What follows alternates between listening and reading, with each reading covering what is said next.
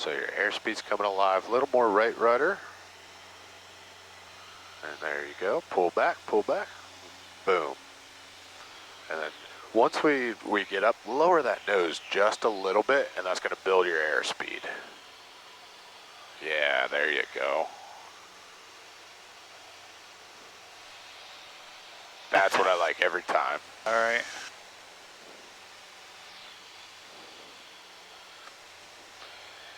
And then if you feel like you're really got to pull back a little bit, you can always, you know, nose trim down a little bit if you need to.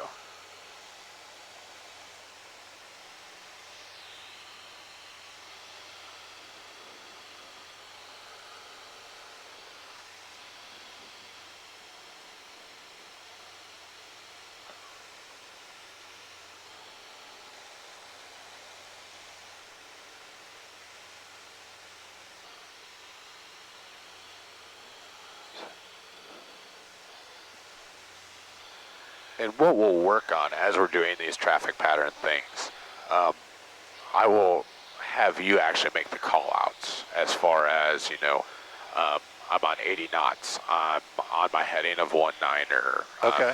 You know, when we get to the downwind portion and we're a beam, you know, midfield downwind, you say, I'm midfield downwind, I'm turning carb heat on. Like, walk me through it as we're not there, but that's kind of the goal that I want to get you at. Okay. Good idea. So let's start pulling the throttle back and we'll make our crosswind turn. Titusville traffic, Cardinal 11625 is turning crosswind for runway 19er, Titusville.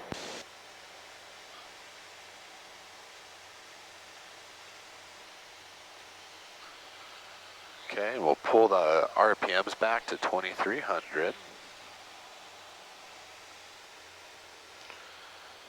Keep that nose pointed down.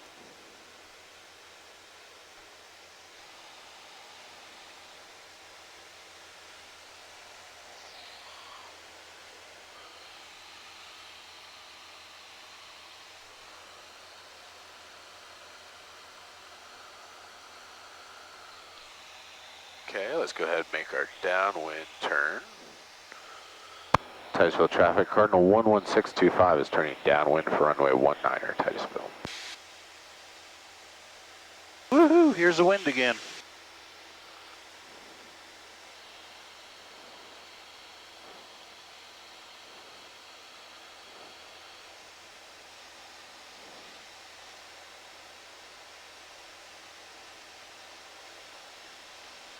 So see how we have our nose pointed down? Yep. All right, when we're descending, we want to leave our nose level at this point, okay? We want to have a level attitude. And if we have to descend, you can pull that throttle out just a little bit. Okay. But with our nose pointed down like that, with the higher throttle setting, it's going to build up our airspeed. Yeah. Okay. And at this point, we don't want to do that. We want to start, you know, thinking about slowing the plane down. So I'm going to pull the carb heat out now because we're past midfield. Very good. Yeah, we don't need much throttle at all. So we're beaming the numbers. I'm not into the, well, I'm just entered into the weight arc, so I'm going to drop 10 flaps. Very good.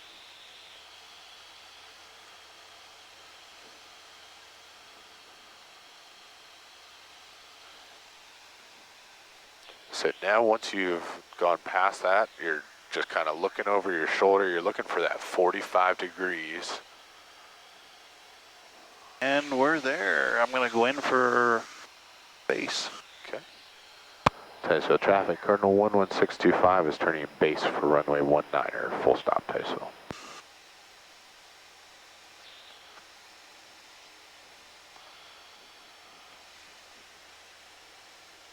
So we don't want to put too much bank in. We want nice, clean, sharp 90-degree turns, but we don't want to go past 45 degrees to make it happen. Gotcha. Okay. So we should put full prop in? Yeah, you can put full prop in out here. Okay, going to turn for final. Okay. Titusville traffic, Cardinal 11625 is turning final for runway 19er Titusville.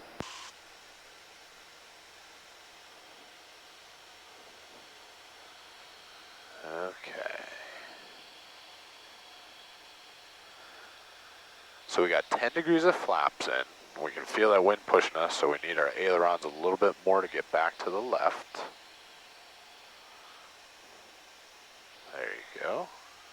Plane's coming down nice and easy.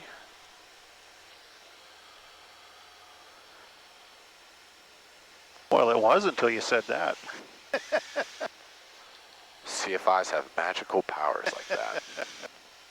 Whoa, look at that. So a little bit of wind gust stuff like that. So keep that nose pointed down. So now we're a little high. Let's go ahead and start easing out that power. Keep that nose pointed down.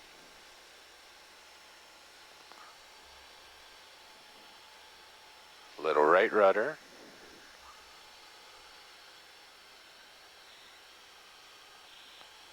So nice and easy. Keep that nose pointed down. We don't want to. Okay. Right rudder, left aileron.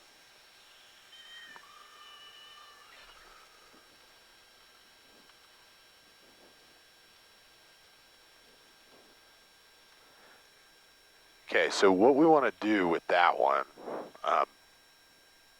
and this is, you know, easing out the throttle, okay? As we come down, we want it to be nice and continuous as far as we've got the runway made. We're going to just kind of keep backing that throttle out, okay? I think, and we'll say it's, you know, my fault on that one as far as not communicating, you know, I should have told you when to pull it all the way out. But as we were coming down, well, let's get off the runway and we can talk.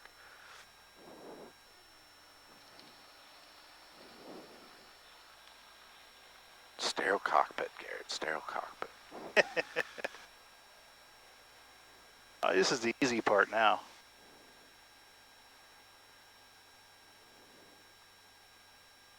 So you want to know the beautiful part about recording these? What's that? You and I can look at the bad parts, but we only post the good parts.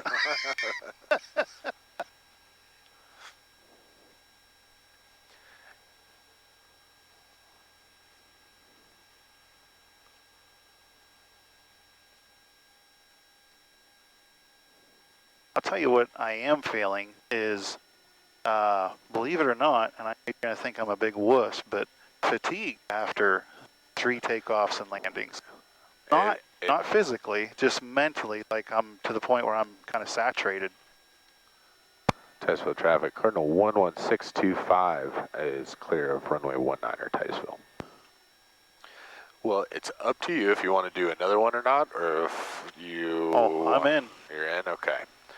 So, debriefing from that last one, as we're coming in on final there, right, you know, everything was looking good, and then we didn't quite leave the nose pointed down enough, you know, to keep us descending, or we had left the power in a little too long, and we stayed high until we got, you know, basically over the fence. So then we want to pull that throttle out so we would descend down to the runway. Yep.